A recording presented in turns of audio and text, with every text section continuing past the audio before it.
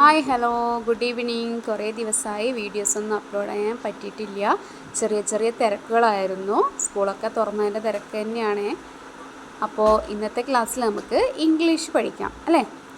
English നമുക്ക് ആദ്യം തന്നെ ടെക്സ്റ്റ് ബുക്കിൽ വരുന്നത് റിവിഷനാണ്.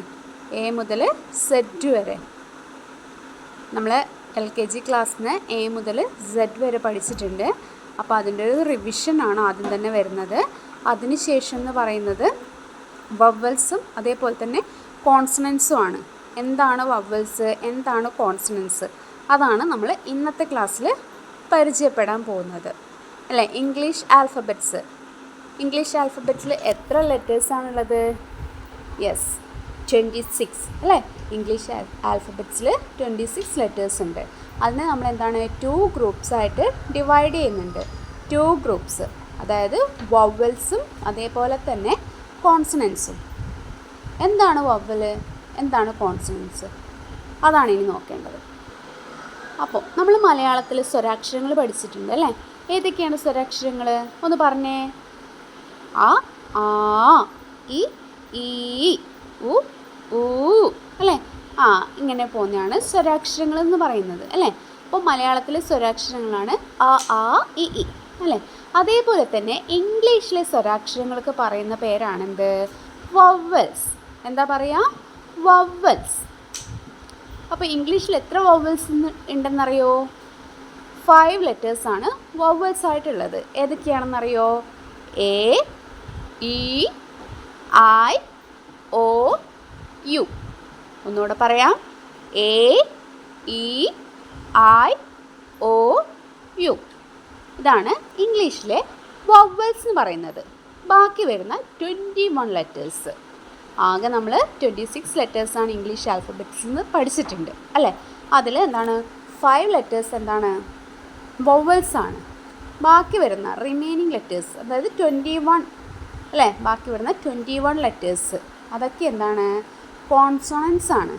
എന്താണ് കോൺസണൻസ് വെച്ചാൽ? യെസ്, വ്യഞ്ജനാക്ഷരങ്ങൾ. എന്താണ്? വ്യഞ്ജനാക്ഷരങ്ങൾ. അപ്പോൾ ഏതൊക്കെയാണ് കോൺസണൻസ് നോക്കിയാലോ. B, C, D. ഈ വരുമോ? ഇല്ല. ഈ എന്താണ് നമ്മൾ വവ്വലിൽ പറഞ്ഞിട്ടുണ്ട്. F, G, H, J, K, L, M, N. O ഇല്ല. P, Q, R, S, T. U ഉണ്ടോ? ഇല്ല. V, W, X, Y and Z. അപ്പോൾ ഇത്രയാണ് എന്ത് ഇംഗ്ലീഷിലെ കോൺസണൻസ് എന്ന് പറയുന്നത്.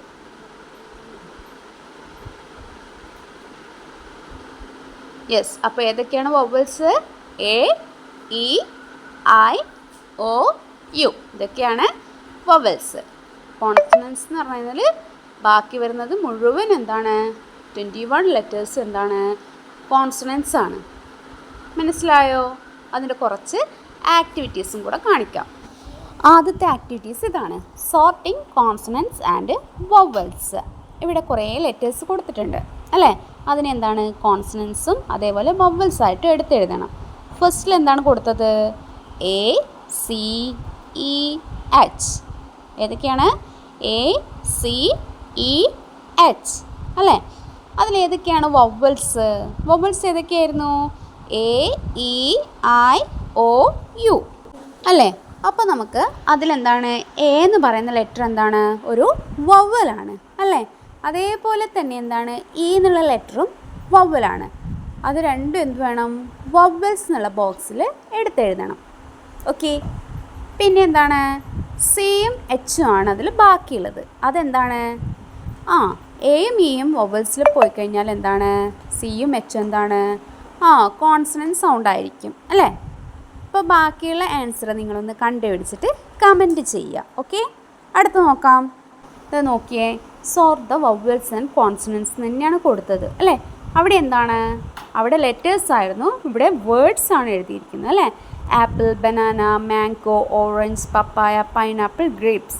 ഫ്രൂട്ട്സിൻ്റെ നെയിംസാണ് എഴുതി വച്ചിരിക്കുന്നത്. അതിൽ നിന്ന് വവ്വൽസും കോൺസണൻസും അറേഞ്ച് ചെയ്ത് എഴുതാനാണ് കൊടുത്തിരിക്കുന്നത്.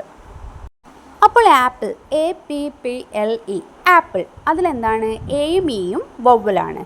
ബാക്കി വരുന്ന PPL എന്താണ്, കോൺസണൻസ് ആണ് അല്ലേ. അതേപോലെ ബാക്കിയുള്ള ആൻസറും കൂടെ നിങ്ങൾ കണ്ടുപിടിക്കണം.